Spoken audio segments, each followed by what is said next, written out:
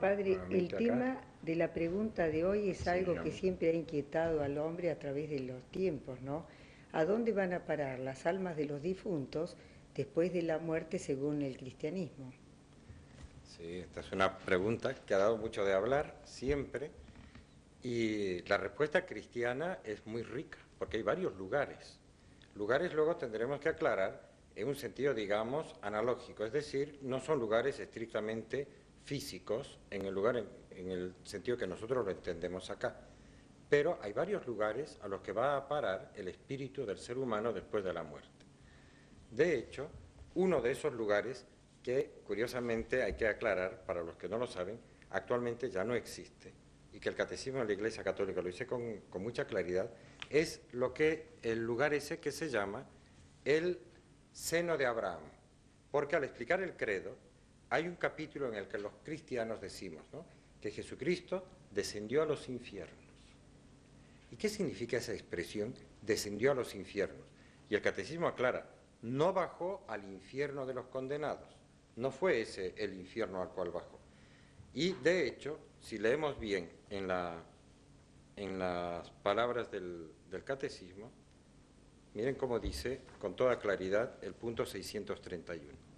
Jesús, son palabras de Efesios 4, bajó a las regiones inferiores de la tierra. Este que bajó es el mismo que subió, añade San Pablo. A las regiones inferiores, ínferos en latín, ha hecho que se traduzca al castellano como infierno, es decir, mundos inferiores, que era una especie de imaginación que había en la antigüedad, que el mundo de las almas estaba bajo tierra, en los mundos inferiores, ínferos, de ahí viene infierno. Pero no hay que tomarlo en el sentido de lugar a donde van los condenados, sino al lugar donde van las almas de los que han muerto. Y en concreto, ¿a dónde fue Jesucristo? La Escritura añade que fue al seno de Abraham, es decir, un lugar que actualmente no existe, pero antes de la pasión de Cristo sí existía, que era aquel lugar en el que estaban todos los que habían muerto antes de Cristo y habían sido gente santa. Desde Adán y Eva, que sabemos que fueron perdonados, pasando por todos los santos del Antiguo Testamento y de la humanidad, los grandes profetas, ahí tenían que estar, por supuesto, Isaías, Jeremías, Ezequiel, Daniel, los profetas menores, Jonás, todos. Y luego Abraham, todos los patriarcas, los 12 patriarcas de las tribus de Israel y la infinidad de gente buena que hubo en el Antiguo Testamento, tenían que estar, como ellos habían sido instrumentos además de la revelación de Cristo que iba a venir y que iba a sufrir, estaban esperando la realización de ese momento y encontrarse con Él. De modo que apenas se cumplieron las Escrituras y Cristo entregó su Espíritu, lo primero que hizo fue descender a este mundo, como dice Efesios 4. Jesús bajó a las regiones inferiores, es decir, a aquel lugar donde estaba Abraham, que con todos esperando que se abrieran las puertas del cielo. Seguramente estaba también el buen ladrón que acababa de llegar, Claro. porque acababa de morir unos instantes antes. Y tuvo que ser una época que es distinto el tiempo de las almas separadas de los que estamos aquí todavía con nuestros cuerpos, en las cuales Cristo les explicó y les hizo entender todas las profecías y cómo con Él se había cumplido todo y que a partir de ahora podían entrar a la visión cara a cara de Dios mismo, que es lo que nosotros llamamos el cielo. Ahora bien, ese lugar era un lugar físico. Lo que hay que decir es que no. Esto ya es, digamos, una conclusión teológica que ha sido explicada por los últimos papas, muy en concreto por Juan Pablo II en varias ocasiones.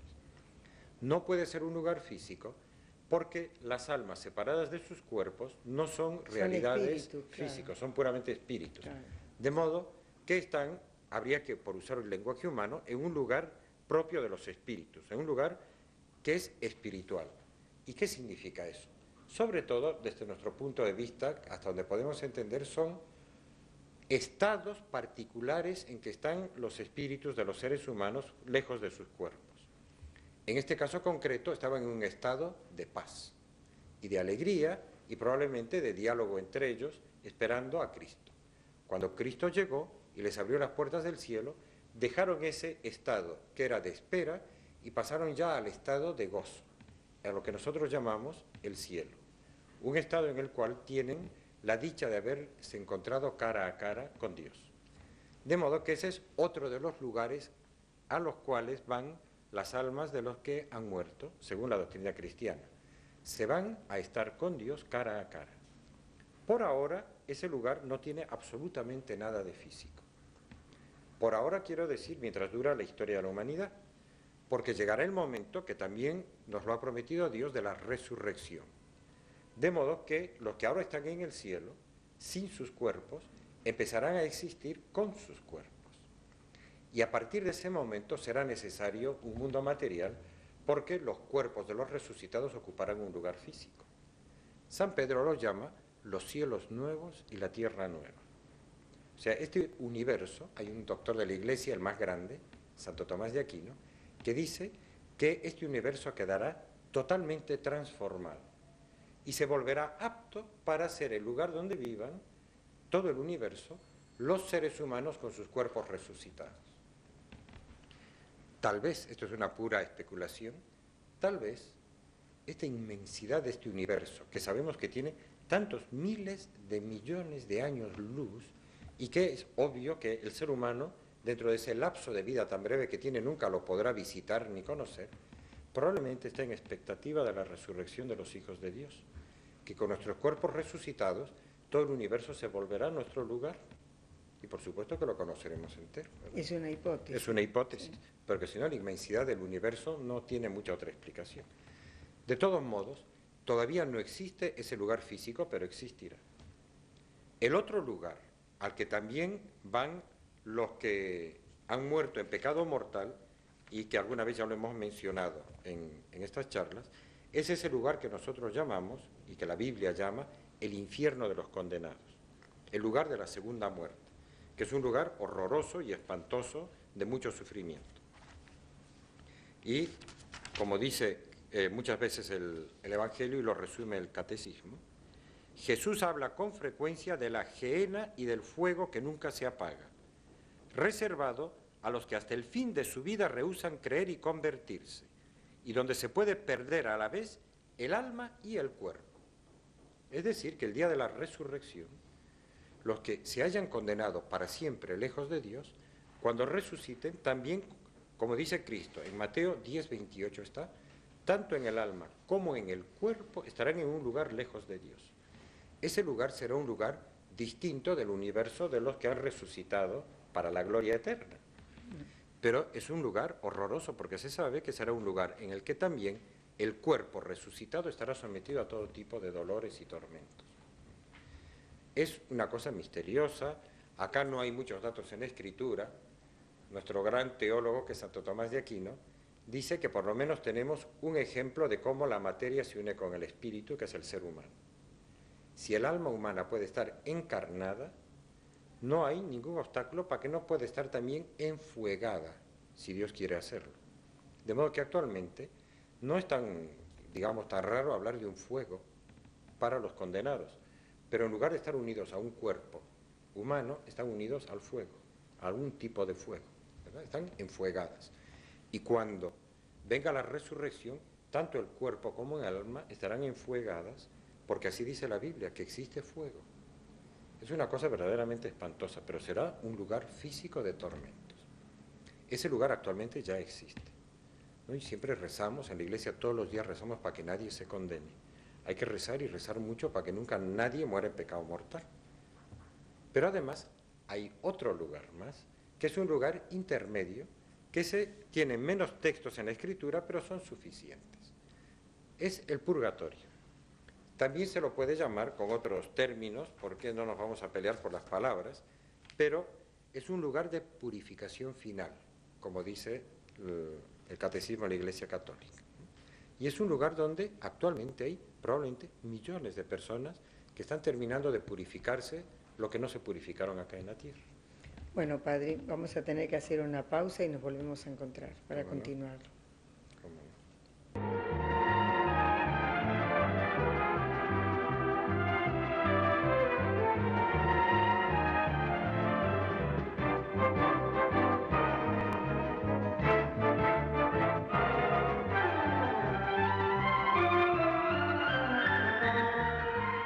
Efectivamente, de los lugares a los que, según la doctrina cristiana, van a parar, bueno, según la Biblia, porque esto también lo tienen los judíos en común con los cristianos, ¿verdad? A donde van a parar las almas de los que se han separado de sus cuerpos. Y decíamos que los que han muerto en gracia de Dios van a ese lugar que se llama el cielo, los que han muerto en pecado mortal al infierno.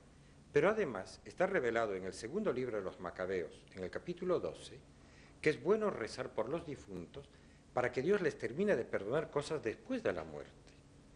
Este tema nos introduce en eso que llamamos normalmente la purificación final, o el purgatorio, que es una palabra que quiere decir purificación. Miren cómo dice el Catecismo de la Iglesia Católica en el punto 1030. Los que mueren en la gracia y en la amistad de Dios, pero imperfectamente purificados, aunque están seguros de su eterna salvación, sufren después de su muerte una purificación, a fin de obtener la santidad necesaria para entrar en la alegría del cielo. Ya se sabe, del Antiguo Testamento ya lo decía, que no se presentará nunca a Dios nada imperfecto. Entonces podemos nosotros morir en estado de amistad con Dios, pero con afectos y desórdenes a muchos pecados que sin ser graves son malos, ¿verdad? Uno puede morir sin haberse purificado bien de la ira, o de celos, de envidias, de la lengua, que a lo mejor uno ya no dice calumnias atroces, pero de vez en cuando pincha y molesta y ha hecho sufrir, tal vez llorar a otras personas. Y claro, son pecados que no merecen la condenación eterna. Pero si uno no se ha purificado de esos defectos en la tierra, hay un lugar en el que tiene que hacer penitencia por ellos. Es parte de la infinita misericordia y bondad de Dios, que no le baja el dedo, como los antiguos emperadores romanos, al pobre ser humano que estaba en la arena combatiendo, sino que le da hasta el último instante todo tipo de oportunidades para que llegue a la alegría eterna del cielo. Y esa gran oportunidad es la purificación del purgatorio. De todos modos, hay mucha gente santa que ha dicho muy bien que es mejor no desear ir al purgatorio porque es un lugar de sufrimientos horrorosos. Pierda cuidado, que no creo que lo desee nadie, ¿no? Es bueno ganar esas indulgencias plenarias que ofrece la Iglesia para morir en un perfecto estado de gracia, ¿verdad? Pero es un lugar que existe. Después de Judas Macabeo en adelante sabemos que hay un lugar donde están, un lugar en este sentido no físico, es un estado de sufrimiento interior donde están las almas de los que han muerto sin haberse limpiado del todo de los afectos a los pecados. Los cristianos que estamos en la tierra rezamos mucho por los que están allá, por las almas del purgatorio. Es parte de nuestra fe, de nuestro estilo de vivir, ¿no? Vivimos la comunión de los santos de esta manera. Padre, ¿y qué pasa con el limbo? Porque hubo una época que estaba, digamos, muy en boga. Sí. Dice, vos estás en el limbo por una persona que está distraído, que no sabe Sí. lo que está pasando. Bueno, gracias por la pregunta. La palabra limbo no viene en la Sagrada Escritura, no existe, no es bíblica. Tampoco está en el Catecismo de la Iglesia Católica. O sea, no está, digamos, reconocido como un estado distinto, seguro. Era, digamos, una especulación de teólogos. La palabra limbo, por cierto, viene del latín limes, que significa frontera, límite, ¿verdad? Un lugar que se inventaron por un puro ejercicio de razón. Hay ciertas personas, que en concreto son los bebitos, que no han sido bautizados, pero que tampoco han cometido pecados personales en la vida y que mueren en sus primerísimas etapas de vida. ¿A dónde van? Entonces, estos teólogos, utilizando una razón, digamos, puramente clasificadora, decían, no pueden ir al mismo lugar donde han muerto los que están bautizados, no sería justo. Tampoco pueden ir al infierno de los condenados porque no han hecho pecados personales, no sería justo. No tienen pecados personales que purificarse, tampoco van al purgatorio. Tienen que ir a un lugar propio para las criaturas que han muerto, sin bautismo, pero sin pecados. Y lo llamaron el limbo, el limes, la frontera entre, digamos, el cielo y el infierno, una tierra de nadie, ¿verdad? Bueno, eso no está en la Sagrada Escritura. No parece que pertenezca al depósito de la revelación divina. Pertenece a las opiniones teológicas de algunos, ¿verdad? Desde el Papa Juan Pablo II, en una de sus encíclicas, la encíclica sobre la vida, el Evangelio de la vida, así se llama su encíclica, al hablar a las madres que han abortado a hijos y que por tanto los han hecho morir sin el bautismo, les dice que pidan perdón a esos hijos suyos, porque están en el Señor. A mí me impresionó mucho esa expresión del Papa Juan Pablo II, que un poquito viene a decir que probablemente no existe el limbo, sino que por las oraciones de la Iglesia, por caminos no sacramentales desconocidos para nosotros, pero por la Iglesia que ora y que ora por la salvación de todos, es posible que Dios les conceda la gracia, porque esas criaturitas, ¿qué culpa tienen de no haber recibido el bautismo, verdad? Y a las mamás les pide que les pidan perdón, es decir, que están en un lugar donde ellos pueden perdonar, ¿no? Están en un lugar de gracia. Bueno, mucho más sobre el limbo no se puede decir, pero por lo menos hay que decir que no es seguro que exista, es una opinión teológica, ¿no?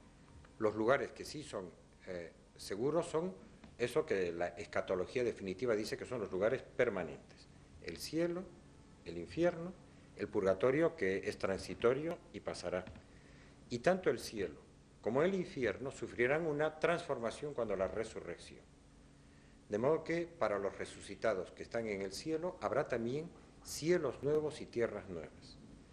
Y para los condenados del infierno habrá un mundo material de los condenados, un mundo horrible y espantoso. Algo así como lo que cuenta el Dante en la Divina Comedia, que entró en un mundo de los condenados, pero que era como una especie de realidad física en la cual había lugares para pecadores de ciertos tipos y para otros en otros lugares, atormentados con penas distintas, muy materiales. Bueno, pues esa imaginería de Dante Alighieri, muy probablemente, digamos, casi como inconscientemente, se refiere a después de la resurrección. Es decir, que habrá ese tipo de realidades, porque física, corporalmente estarán en un lugar identificable los condenados.